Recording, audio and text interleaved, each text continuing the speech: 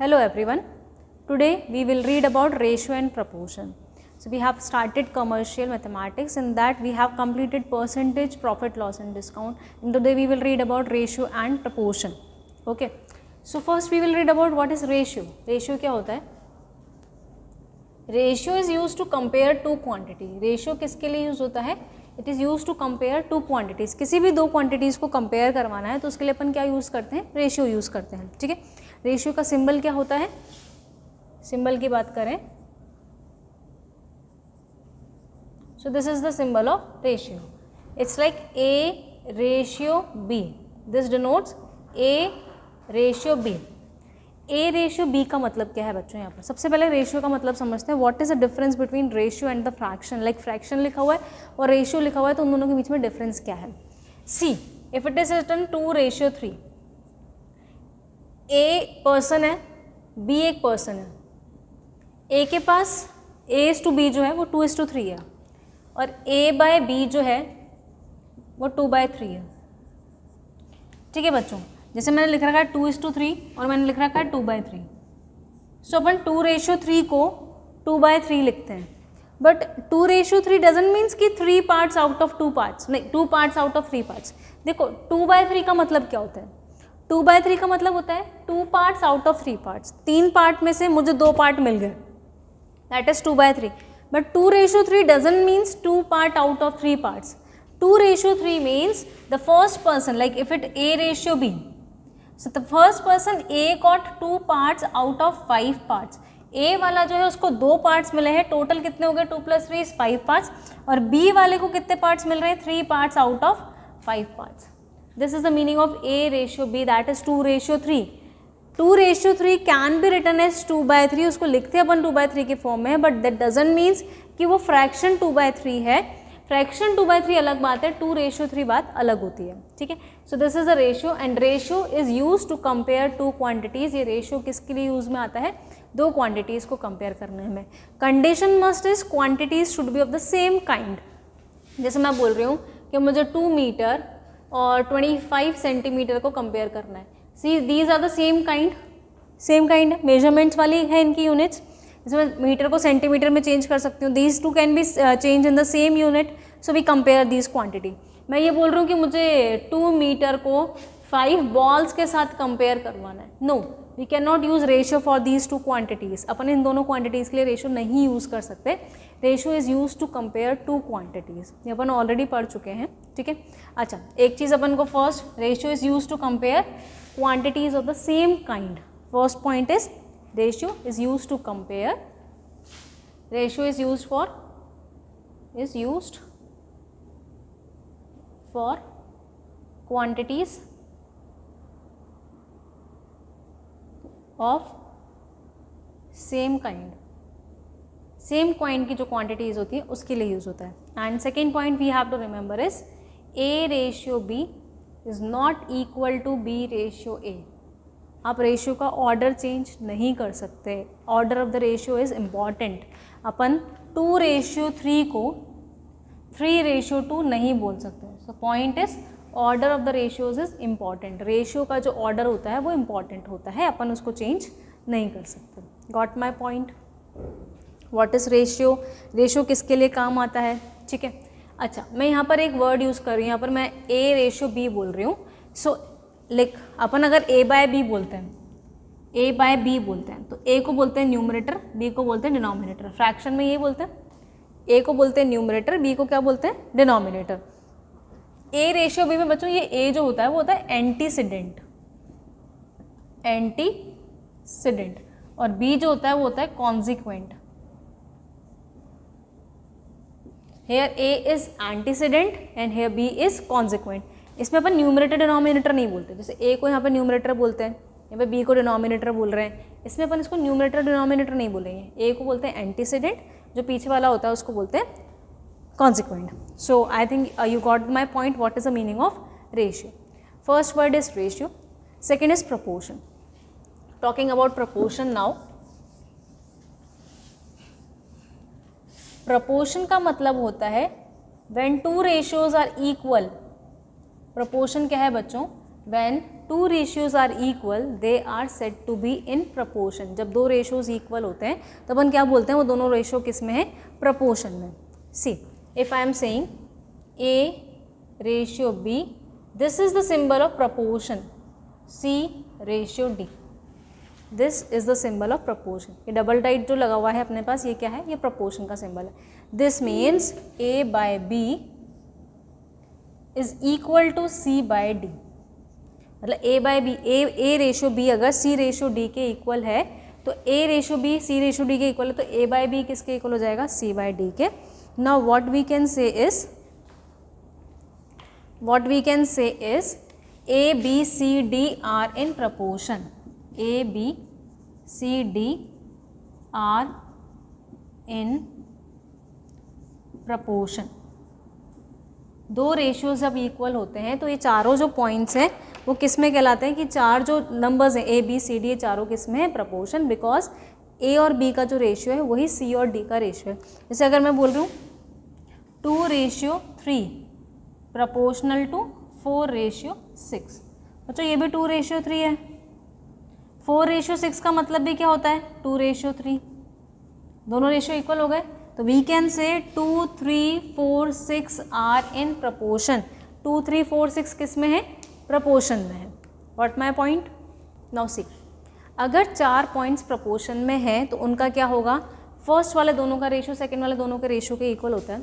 मैंने बोला A B C D are in proportion, बच्चों ए और डी को बोला जाता है एक्सट्रीम्स और बी और सी को बोला जाता है मीन्स। तो अभी अपन ने क्या बोला कि ए बाय बी जो होगा वो सी बाय डी के इक्वल होगा। From here we can say A D is equal to B C, A into D, B into C, that means product of extremes, A और D extremes हैं, B और C means हैं।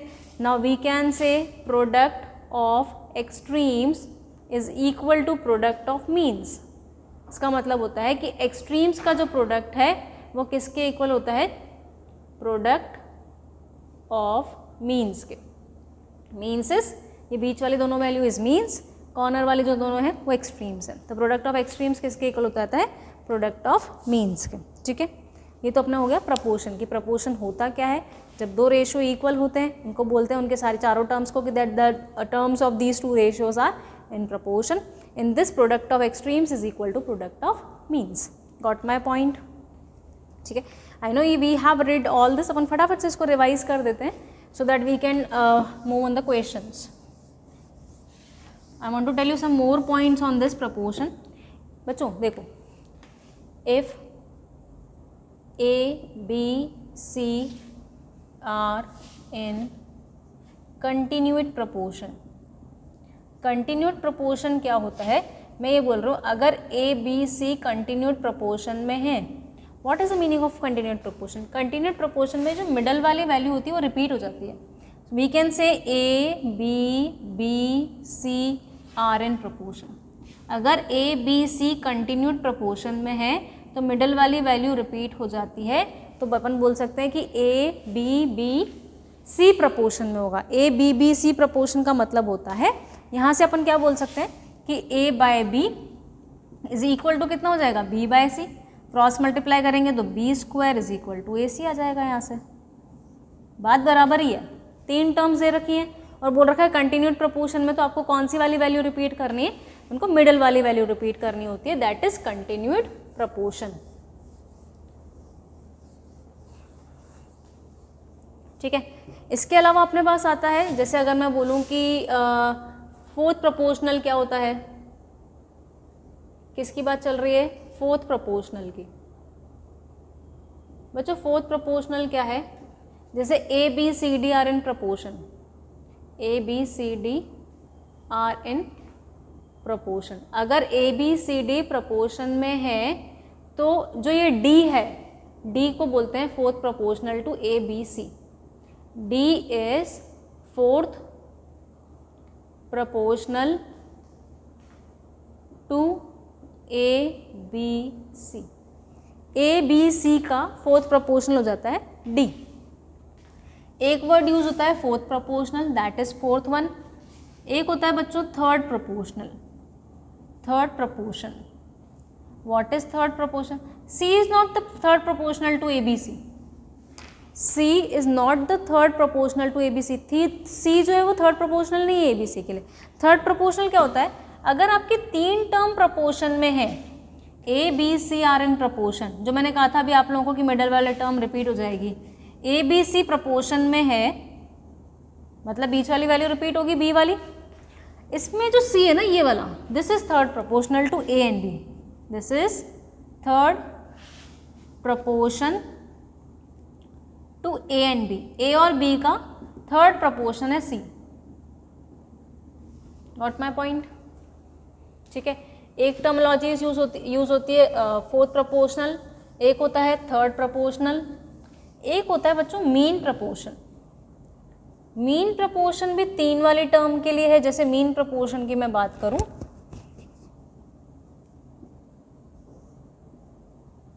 if A, B, C are in continued proportion, अगर A, B, C continued proportion में है, A, B, C अगर continued proportion में है, तो ये B जो है मिडल वाली टर्म जो होती है, B is mean proportion to A and C. Middle वाली वैल्यू जो होगी बच्चों, ये वाली जो B वाली जो रिपीट होती है, mean proportional to A and C. B होता है मीन प्रपोर्शन A और C का. समझ में आ गई बात? क्लियर? तो एक होता है फोर्थ प्रोपोर्शनल, एक होता है थर्ड प्रोपोर्शनल, एक होता है mean proportion. Will do questions based on all these points. First we will complete the theory part कि कौन कौन से प्रोपोर्शन यूज होते हैं, कहाँ पर क्या यूज करना है, वो भी अपन सीखेंगे. Now see some other terminologies are also there. See, the other terminologies are, first one is compounded ratio. Compounded ratio. What is compounded ratio? The compounded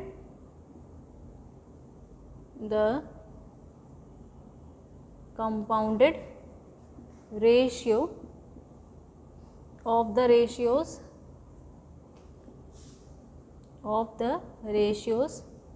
A ratio B, C ratio D, E ratio F is A C E ratio B D F.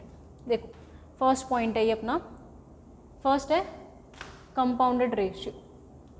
Compounded ratio क्या होता है बच्चों? जैसे 3 ratios हैं, A ratio B, C ratio D, E ratio F. तो इनका compounded ratio क्या होगा? इनके एंटीसीडेंट्स को मल्टीप्लाई कर दो A, C, E और इनके कॉन्सिक्वेंट को मल्टीप्लाई कर दो B, D, F. तो ये कंपाउंडेड रेशियो होगा किसका? A ratio B, C ratio D और E रेशियो F का कंपाउंडेड रेशियो होगा A, C, E ratio B, D, F. So this is compounded ratio. Second is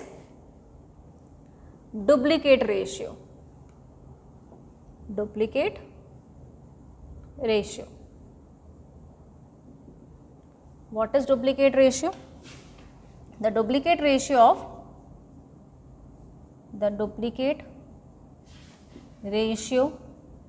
of A ratio B is A square ratio B square. बच्चों A ratio B का duplicate ratio अगर पूछा जाए तो क्या होता है? A square ratio B square, उसका स्क्वायर कर देना होता है. इसके बाद आता है बच्चों third sub duplicate ratio. Sub duplicate ratio. अब मुझे अगर sub duplicate ratio of A ratio B, sub duplicate ratio of A ratio B is root A ratio root B. Duplicate ratio होता है A square ratio B square और sub duplicate ratio होता है root A ratio root B. मतलब A की power 1/2 ratio B की power 1/2 भी बोल सकते हैं अपन इसको. फिर आता है ट्रिप्लीकेट रेशियो. Triplicate ratio. अब जैसे मुझे A रेशियो B का ट्रिप्लीकेट रेशियो ऑफ, मैं पूरा नहीं लिख रही हूँ, triplicate ratio of A ratio B निकालना है. तो ट्रिप्लीकेट रेशियो क्या हो जाएगा? देखो डुप्लीकेट रेशियो होता है A square B square, A square ratio B square, और triplicate ratio of A ratio B होता है A cube ratio B cube. Duplicate ratio is A square ratio B square and triplicate ratio is A cube ratio B cube. जैसे इसका सब duplicate निकाला, इसका सब triplicate ratio निकालते हैं.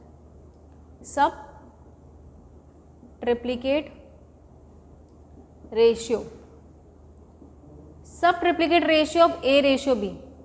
बच्चों डुप्लीकेट रेशियो क्या था, ए स्क्वायर बी स्क्वायर, और सब डुप्लीकेट क्या था, रूट ए रूट बी. इधर है मतलब ए स्क्वायर बी स्क्वायर था, ये ए की पावर 1/2 बी की पावर 1/2. ये था ए क्यूब बी क्यूब, ये होता है ए की पावर 1/3 मतलब cube root of A and cube root of B. This is sub triplicate ratio. तो 4 चीज़ें, ये अपन को 5 चीज़ें और ध्यान रखनी है. 1 2 3 4, इट्स 4, इट्स 5. ये 5 चीज़ें और ध्यान रखनी है कि और कौन कौन से रेशियो होते हैं. वो अपन ने फोर्थ, प्रपोर्शनल और सब तो पढ़ लिया. अब रेशियो है ये सारे. ये कंपाउंडेड रेशियो कौन सा होता है, डुप्लीकेट रेशियो कौन सा होता है, सब डुप्लीकेट क्या होता है, ट्रिप्लीकेट रेशियो क्या होता है, सब ट्रिप्लीकेट रेशियो क्या होता है. ठीक है. इसके बाद अपन को ध्यान रखना है बच्चों, एक चीज़, एक वर्ड यूज़ होता है बहुत सारे क्वेश्चंस में, अपन नंबर सिस्टम में भी यूज़ करते हैं इसको, और इक्वेशंस में बहुत सारी जगह अपन इसको यूज़ करते हैं. Componendo and dividendo. What is componendo and dividendo? बात करते हैं कंपोनेंडो एंड डिविडेंडो की. रबिंग दिस, यहाँ लिखते हैं अपन तीनों.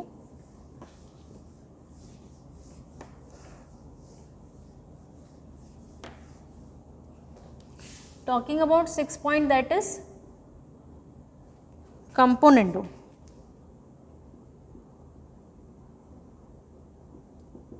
If A by B is equal to C by D, then the componendo is, देखो अगर एक रेशियो है A by B, अगर C by D के इक्वल है, A by B is equal to C by D, तो बच्चों componendo क्या होता है.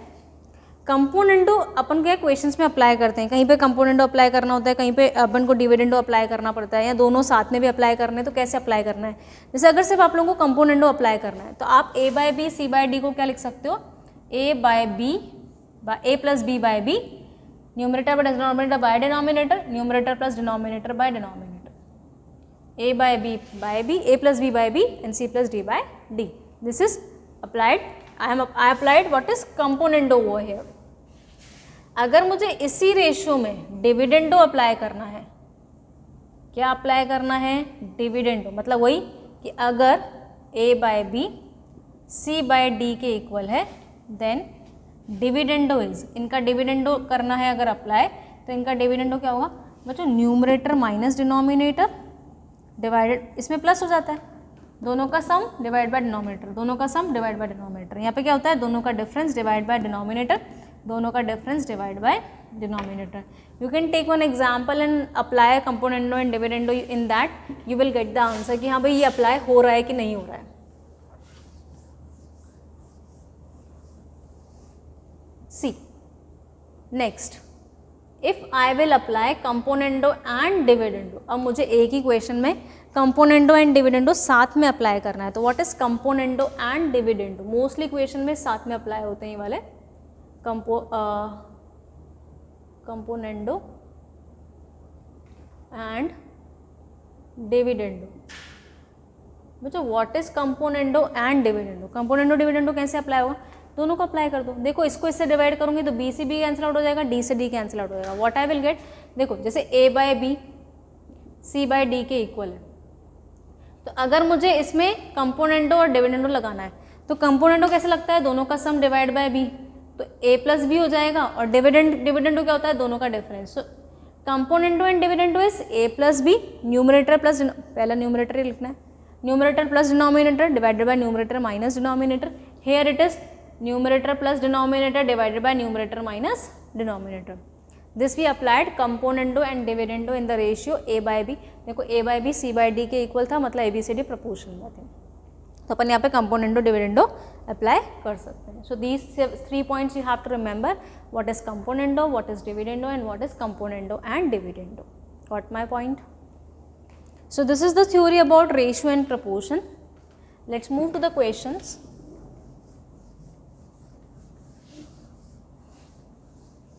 सी, अगर आप लोगों को लग रहा है कि मैम ये इक्वल कैसे हुआ, तो लेट्स टेक एन एग्जाम्पल। जैसे 2/3 जो होगा वो 4/6 के इक्वल होता है, पता ही अपन को। अब दोनों का सम करो, 2 + 3/3 हो जाएगा, ये 4 + 6/6 हो जाएगा। अब ये भी क्या होना चाहिए, इक्वल होना चाहिए। This is 5/3, this is 10/6, 10/6 again 5/3। देखो मैंने क्या अप्लाई किया यहाँ पे, मैंने कंपोनेंडो अप्लाई किया। रेशियो इक्वल आ रहा है ना दोनों को प्लस करने पे भी। अभी भी आप लोग जैसे डिविडेंडो अप्लाई करना है किसी क्वेश्चन में, ये तो मैंने कंपोनेंडो अप्लाई कर दिया, डिविडेंडो भी सेम तरीके से अप्लाई कर सकते हैं। अब कंपोनेंडो डिविडेंडो अप्लाई करते हैं। जैसे लिखा हुआ है 3/2 और 9/6, दीज टू आर 3/2, दोनों 3/2 हैं। कंपोनेंडो अप्लाई करो, कंपोनेंडो डिविडेंडो अप्लाई करो। क्या लिखोगे, 3 + 2/3 - 2। यहाँ क्या लिखेंगे, 9 + 6/9 - 6। This is 5/1, this is 15/3, this is 5 and this is also 5। दोनों इक्वल आ रहे हैं अभी भी, दोनों क्या आ रहे हैं अपने पास, इक्वल आ रहे हैं। तो अपन ने क्या अप्लाई कर दिया, componendo and dividendo. So in this way you can apply componendo and dividendo. ये रेशियो क्या होता है, इक्वल ही होता है। अपन ने एग्जाम्पल के थ्रू भी चेक कर लिया कि होता है कि नहीं होता है। Now let's do some questions based on ratio and proportion. जो इंपॉर्टेंट क्वेश्चंस हैं वो कर लेते हैं अपन। I know the simple questions like if it is given कि सिंपलेस्ट फॉर्म में चेंज करो रेशियो को, and these all didn't come in IJS, ये तुमको आता भी है। Let's do some questions based on IJS only. So the question number 1 is, first question is the ratio of two numbers is 9:5. If 9 is added to the greater number, 9 is added to the greater number and 5 is subtracted from the smaller number. 5 is subtracted from the smaller number.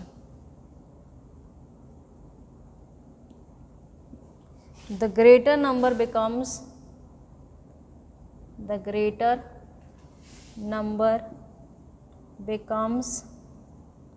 thrice the smaller one. Thrice the smaller one. Find the numbers. So this is the question number 1. First question says the ratio of the two numbers is 9:5. बच्चों दो number है जिनका ratio दे रखा है 9:5, ठीक है। तो अपन क्या लिखेंगे, लेट द नंबर्स बी। अगर रेशियो 9:5 है, देखो 9:5 है, आप लोगों को पता है जब रेशियो में होते हैं तो अपन इनके साथ कांस्टेंट टर्म ले लेते हैं।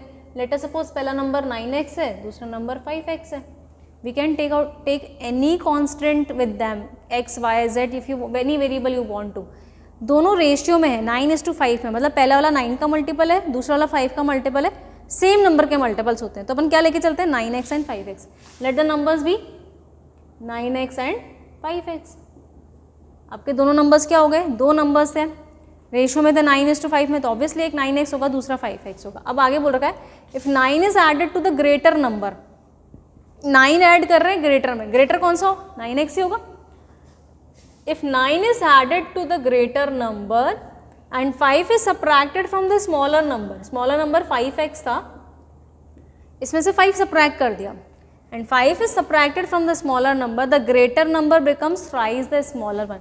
बच्चों ये जो ग्रेटर नंबर है ये किसके इक्वल हो गया, ये हो गया थ्राइस ऑफ स्मॉलर वन के। स्मॉलर वन कौन सा है, 5x - 5। The greater number becomes thrice of the smaller one, तो 9x + 9 किसके इक्वल होगा, थ्राइस ऑफ 5x - 5 के। This is 9x + 9 is equal to 15x - 15 हो जाएगा 3 से मल्टीप्लाई करने के बाद। नंबर्स एक साइड कर लेते हैं, दिस इज 9 + 15 और इधर वेरिएबल कर देते हैं 15x - 9x this is equal to 6x and this is equal to 24. So this is x is equal to 4. x कितना आ गया बच्चों अपने पास? 4 आ गया.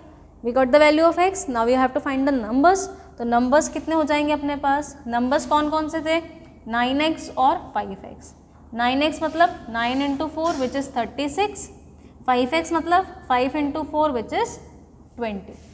So from here we get the two numbers, that is 36 and 20. Greater one is 36 and smaller one is 20. आप देख सकते हो दोनों का रेशियो 9:5 आएगा. 4 के टेबल में कैंसिल आउट हो रहे हैं. पहले वाले में 9 ऐड करूँ, दूसरे वाले में 5 सब्ट्रैक्ट करोगे तो पहला वाला नंबर दूसरे वाले के अपने आप कितना हो जाएगा? थ्राइस हो जाएगा. Find the ratio of the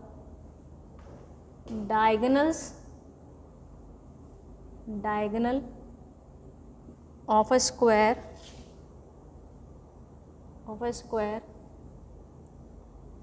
of side 30 centimeter to its side. क्या निकालना है? Find the ratio of the diagonal of a square to its side. मुझे एक स्क्वायर का डायगोनल और उसकी साइड का रेशियो निकालना है. Such an easy question. उसने बोल रखा है स्क्वायर की जो साइड है ना वो 30 है. मुझे बोल रखा है कि मुझे डायगोनल और side to its side, diagonal upon side का रेशियो निकालना है. बच्चों तो अपन इसके डायगोनल तो इजीली निकाल सकते हैं. स्क्वायर है, सारी साइड्स इक्वल होंगी. ठीक है, ये डायगोनल है ए बी, तो इसका डायगोनल कितना होगा? आपको पता है हाइपोटेनियस है. Perpendicular square plus base square, 30 square plus 30 square का रूट लगा देंगे, दैट इज 2 इंटू 30 स्क्वायर का रूट, दैट इज 30√2. डायगोनल मिल गया. डायगोनल कितना मिल गया मुझे? 30√2. और साइड कितनी थी? 30 कैंसिल आउट. रेशियो कितना हो जाएगा? √2:1. ऐसे क्या मिल जाएगा? √2:1. तो ये किसका रेशियो मिल गया मुझे? डायगोनल और उसकी साइड का. किसी भी स्क्वायर में उसके डायगोनल और साइड का रेशियो कितना होगा? √2:1. आप चाहें तो कोई और साइड होगी तो भी आंसर क्या आएगा? सेम ही आएगा भाई, क्योंकि एक साइड तो उससे कैंसिल आउट हो ही जाएगी ना. Moving on to next question number 3. The ratio of first and second class fare between two stations, between two stations is 6:4, and the number of passengers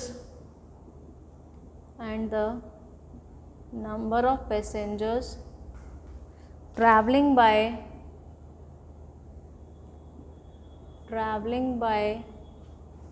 first and second class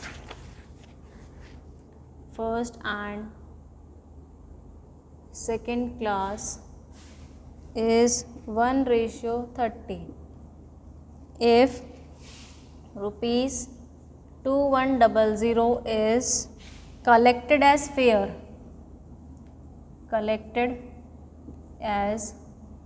fare, what is the amount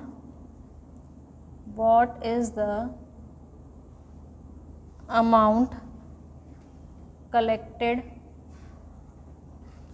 from first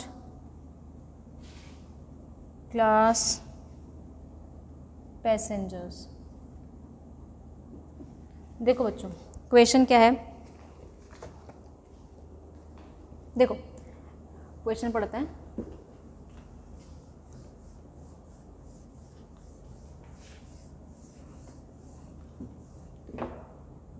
So read the statement. The ratio of the first and second class fair between two stations. दो station है, उसमें first class और second class के fair का जो ratio है वो कितना है 6:4। बच्चों फेयर की बात करते हैं, फेयर की बात करते हैं किसकी, फर्स्ट क्लास और सेकेंड क्लास के फेयर की। फर्स्ट क्लास और सेकेंड क्लास का जो फेयर है वो 6:4 है। फर्स्ट क्लास और सेकेंड क्लास का जो फेयर का रेशियो है वो 6:4 है। And the number of passengers travelling by first and second class is 1:3। और यहाँ पर नंबर ऑफ पैसेंजर्स की बात करूँ, number of passengers, number of passenger first class और सेकेंड क्लास की बात करूँ तो कितने हैं 1:3। ये दे रखा है 1:30। If 2100 is collected as fare, total fare first class और सेकेंड क्लास का मिलाकर टोटल फेयर कितना कलेक्ट हुआ है 2100 is collected as fare. What is the amount collected by the from the first class passenger. बताना है कि फर्स्ट क्लास पैसेंजर से कितना अमाउंट कलेक्ट होगा। ठीक है, तो पहले तो अपन एक काम करते हैं, इसमें अमाउंट का रेशियो निकाल लेते हैं। ठीक है, रेशियो ऑफ अमाउंट कलेक्टेड, कितना अमाउंट कलेक्ट हुआ है। देखो एक पैसेंजर का फेयर मान लो 6x है और यहाँ पर नंबर ऑफ पैसेंजर्स कितने हो गए, देखो मैं बोल रहा हूँ 6:4 है ना, 6:4 है तो इसके पैसेंजर 6x हो गए, सेकेंड क्लास के पैसेंजर फेयर कितना हो गया 4x। ये 1:30 है, इसको y और 30y बोल देते हैं कि भाई एक पैसेंजर यहाँ पर फर्स्ट क्लास वाला पैसेंजर y रुपीज़ दे रहा है, 1:30 था, ये 30y देगा। इसके पैसेंजर 6x और 4x, रेशियो तो अपन को पता ही है, वेरिएबल सेम नहीं ले रहे। तो देखो अगर एक पैसेंजर 6x दे रहा है, नंबर ऑफ पैसेंजर्स y हैं, तो फर्स्ट क्लास से कितना फेयर कलेक्ट होगा 6xy, मल्टीप्लाई कर दिया, यहाँ से कितना कलेक्ट होगा 120xy। तो बच्चों इन दोनों का रेशियो कितना होगा 6xy ratio 120xy, cancel out हो जाएगा, तो 1:20 का रेशियो आ रहा है। ये किसका आया कि भाई कितना अमाउंट कलेक्ट हुआ है, 1:20 के रेशियो में अमाउंट कलेक्ट हुआ है। अभी बोल रहा है बताओ फर्स्ट क्लास पैसेंजर ने कितना अमाउंट दिया। फर्स्ट क्लास पैसेंजर ने के पास कितने थे, कितना रेशियो था 1, टोटल रेशियो कितना है 20 + 1 21, और टोटल अमाउंट कितना है 2100, 100 टाइम कैंसिल आउट हो गया। तो फर्स्ट क्लास पैसेंजर ने amount collected from the first class passenger is ₹100। First class passenger से कितना अमाउंट कलेक्ट हुआ है 100 रुपीज़, क्योंकि इसका 1:20 आ रहा था। मैंने कहा था 1 पार्ट मिल रहा है, फर्स्ट क्लास वाले ने कितना पार्ट दिए 1 पार्ट आउट ऑफ 21, और टोटल कितना रुपीज़ बोला था उसने 2100। नेक्स्ट क्वेश्चन नंबर 4, डिवाइड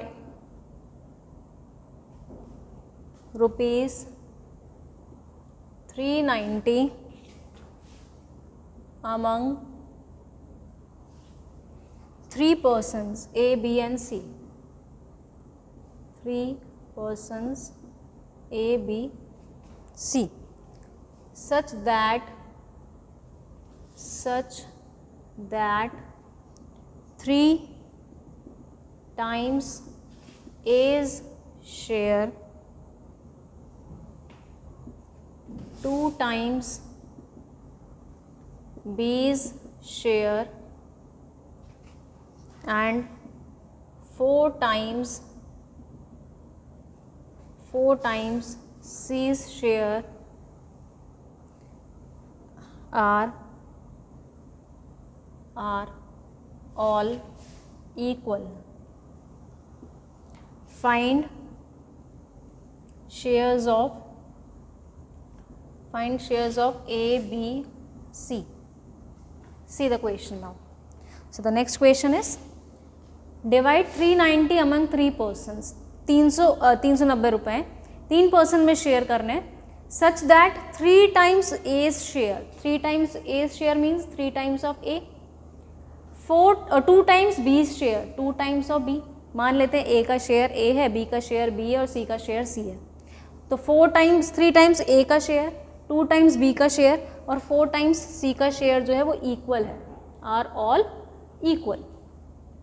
ठीक है, और टोटल कितना है A + B + C, total money कितना है 390। अब मुझे बोल रखा है A, B, C निकालो। देखो पहले तो अपन यहाँ से A is to B is to C, A, B, C का रेशियो निकालते हैं, यहाँ से कितना आ रहा है मान लेते हैं बच्चों ये तीनों इक्वल है ना, लेट कर लेते हैं कि 3a ये 2b और 4c जो है वो किसके इक्वल है, k के इक्वल है, किसी कांस्टेंट के इक्वल ले लेते हैं। यहाँ से बोल सकते हैं कि 3 टाइम्स ऑफ a जो है वो k के इक्वल है, 2 टाइम्स ऑफ b भी k के इक्वल है और 4 टाइम्स ऑफ c भी k के इक्वल है। यहाँ से a आ जाएगा k/3, b आ जाएगा k/2 और c आ जाएगा k/4। ठीक है, मुझे a ratio b ratio c निकालना है, that is k/3 ratio k/2 ratio k/4। k तो कैंसिल आउट हो जाएगा, अपने पास बचेगा 1/3 रेशियो 1/2 रेशियो 1/4। और जो इसको अपन पहले स्टैंडर्ड फॉर्म में कन्वर्ट करते हैं रेशियो को, 3, 2 और 4 का एलसीएम कितना आ जाएगा 12, ये हो जाएगा 4, ये हो जाएगा 6 और ये हो जाएगा 3। मतलब A/B/C को कितना रेशियो मिल रहा है, 4:6:3। अब इसमें से अपन को A, B और C का शेयर निकालना है। I am writing answer here. A को कितना पार्ट मिल रहा है, 4 parts out of 13 parts, total कितना था 390, ये A का मिल जाएगा। B को कितने पार्ट्स मिल रहे हैं, B को 6 पार्ट्स मिल रहे हैं आउट ऑफ 13, टोटल कितना है 390। और C को कितने पार्ट्स मिल रहे हैं, 3 parts out of 13 into 390। Solving this is easy part, ये 330 टाइम्स कट रहा है 120 आ जाएगा, ये भी इससे 30 टाइम्स कट रहा है 180 आ जाएगा, ये इससे 30 टाइम्स कट रहा है 90 आ जाएगा। You can take out values like 4x plus 6x plus 3x is equal to 390। कैसे भी करके आप लोग दो तरीके से कर सकते हो इस क्वेश्चन को। From here we will get the shares of A, B and C। मुझे A, B और C के शेयर्स मिल गए। Clear? Moving on to next question.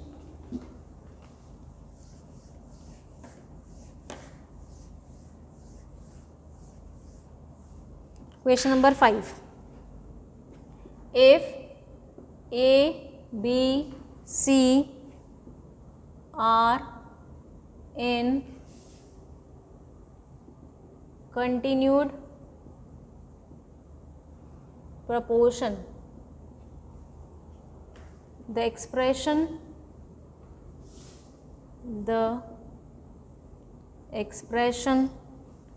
A square plus AB plus B square divided by B square plus BC by C square can be simplified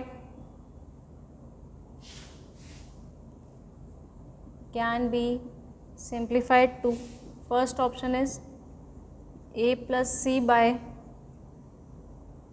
A plus B, second option is A by B, third A by C, third option is C by A and last option is A minus C by B। ठीक है, अब इसमें से बताना है अपन को बच्चों। Question में क्या बोल रखा है, ABC जो है वो कंटिन्यूड प्रपोर्शन में है।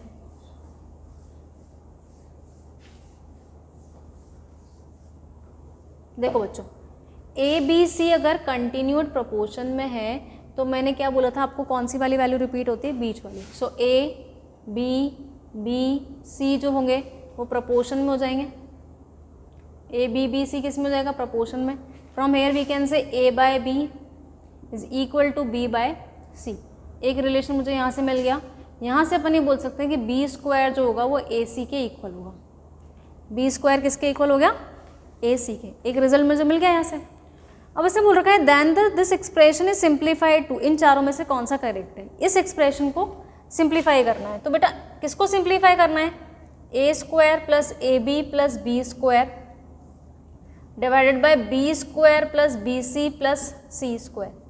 मुझे एक चीज़ पता है कि B स्क्वायर की वैल्यू AC है, तो जहाँ B स्क्वायर दिख रहा है वहाँ पर AC पुट कर देते हैं अपन। ये बन जाएगा एक्सप्रेशन, A स्क्वायर की जगह A स्क्वायर, AB की जगह AB, B स्क्वायर की जगह क्या पुट कर सकते हैं, AC। नीचे भी अपन B स्क्वायर की जगह क्या पुट कर सकते हैं, AC plus BC plus C square. ऊपर तीनों टर्म्स में मुझे A कॉमन दिख रहा है, तो मैं A कॉमन ले लेती हूँ, बचेगा A plus B plus C। नीचे वाली टर्म्स में से C कॉमन दिख रहा है, बचेगा A plus B plus C। ये कैंसिल आउट हो जाएंगे दोनों टर्म्स, कितना आ जाएगा answer, A by C। So which option is correct, option B. इस एक्सप्रेशन को मैंने सिंप्लीफाई करके किस फॉर्म में ले आई, A by C. What I did, बस मैंने ये किया कि कंटिन्यूड प्रोपोर्शन में थे तो A B B C proportion में हो गए, यहाँ से बी स्क्वायर ए सी के इक्वल आ गया, जहाँ पे बी स्क्वायर था वहाँ पर मैंने ए सी पुट कर दिया, कॉमन ले लिया, कैंसिल आउट कर दिया, आंसर कितना आ गया, A by C, which is option number B. Clear? Okay, move to the next question. If A ratio B is equal to C ratio D, then how many of the following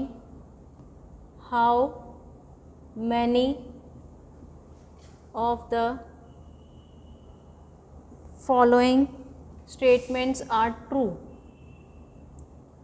How many of the following statements are true? First is C times of A plus B is equal to A times of C plus D. Second statement is D times of A minus B is equal to B times of C minus D.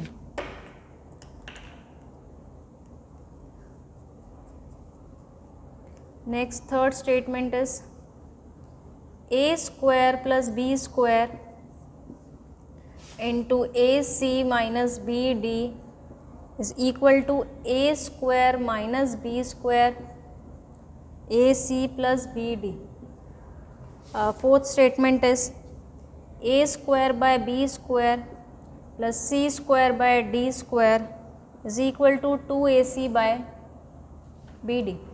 बच्चों आपको बोल रखा है कि A ratio B जो है वो किसके इक्वल है, C रेशियो D के इक्वल है। इन चारों में से बताना है कौन सा स्टेटमेंट, कौन कौन से स्टेटमेंट करेक्ट है। उससे पूछा है चारों में से कितने स्टेटमेंट करेक्ट है।